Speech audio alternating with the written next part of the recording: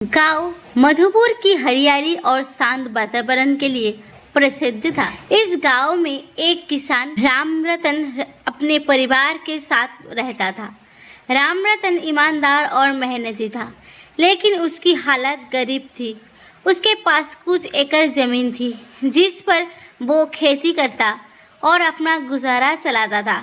गांव के पास एक बड़ा व्यापारी सेठ हरिचंद रहता था। वो बहुत अमीर था, लेकिन अपनी चालाकी और स्वार्थी स्वभाव के कारण गांव वालों के बीच बदनाम था। उसने गांव के कई गरीब किसानों को कर्ज दिया हुआ था और उनसे मोटा ब्याज वसूलता था। रामरतन की मुश्किलें। एक साल मानसून ने साथ नहीं दिया और राम की फसल बर्बाद हो गई। परिवार का पेट पालने और बीज खरीदने के लिए उससे मजबूरी में सेठ हरिचंद से कर्ज लेना पड़ा। सेठ ने भारी ब्याज पर उसे पैसे दिए।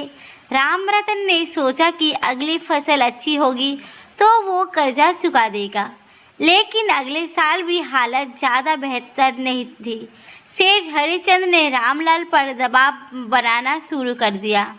वो रोज़ अपने आदमियों को भेजता, जो रामलाल को डराता और धमकाते थे। रामरतन परेशान था, लेकिन अपनी ईमानदारी के कारण उसने कर्ज चुकाने का वादा किया।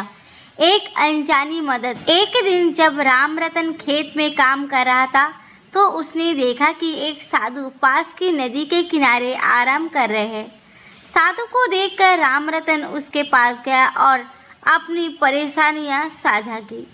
साधु ने मुस्कुराते हुए कहा, बेटा, सच्चाई और मेहनत का रास्ता कभी गलत नहीं हो सकता। धैर्य रखो और अपने कर्तव्य का पालन करते रहो। साधु ने रामलाल को एक बीज दिया और कहा, ये एक जादुई बीज है, इसे अपने खेत में बो दो और इसे प्यार से सींचो। ये तुम्हारी सभी परेशानियों का हल देगा। रामरतन ने साधु का धन्यवाद किया और बीज को अपने खेत में बो दिया। रामरतन ने साधु की बात मानकर बीज की देखभाल की।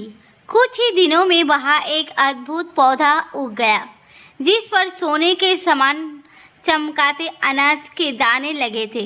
रामलाल ने उन्हें बाजार में बेचा और भारी मुनाफा कमाया। उसने सबसे पहले सेठ हरिचंद का कर्जा चुकाया। अब रामरतन के दिन बदलने लगे। वो ईमानदारी और मेहनत से खेत में ऐसी फसलें उगाने लगा जो बाजार में ऊंचे दामों पर बिकती थी। धीरे धीरे उसकी हालत सुधर गई और अब वो गांव के संपन्न किसानों में गिना जाने लगे।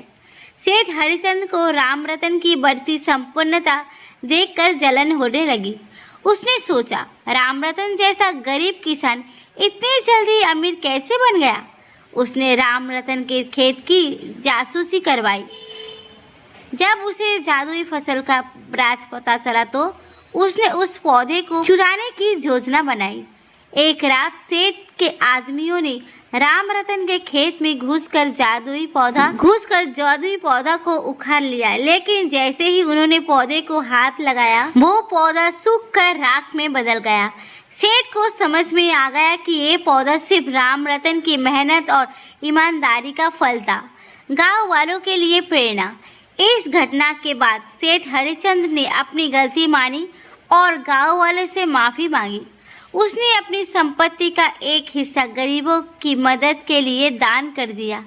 रामरतन की कहानी ने पूरी गांव को सिखाया कि सच्चाई, मेहनत और ईमानदारी का रास्ता हमेशा फलदायी होता है। रामरतन ने अपनी संपन्नता को सिर्फ अपने लिए नहीं रखा, उसने गांव के ज़रूरतमंद किसानों की मदद की और बच्चों की पढ़ाई के लिए एक स्कूल खोला।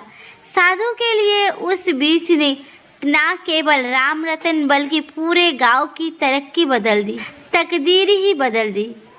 ये कहानी हमें सिखाती है कि जीवन में कठिनाइयाँ चाहे कितनी भी बड़ी क्यों ना हो, सच्चाई और मेहनत से हर मुश्किल को पार किया जा सकता है। ईमानदारी और सदाबहार का फल हमेशा मीठा ही होता है। दोस्तों, मेरी आज की एक छोटी सी कहानी अगर आप सबको पसंद आती है तो लाइक करें, कमेंट करें और मेरे चैनल को सब्सक्राइब करना ना भूलिए। धन्यवाद।